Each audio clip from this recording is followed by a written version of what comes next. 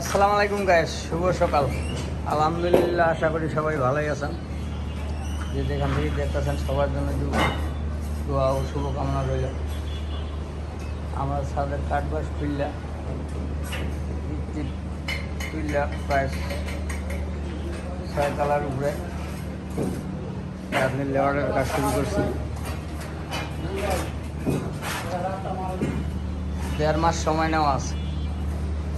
আপনি প্লাস্টার করে কমপ্লিট করে ভাড়া টিয়া ঢুকাই দিবেন। কতটুকু পারবো জানি না।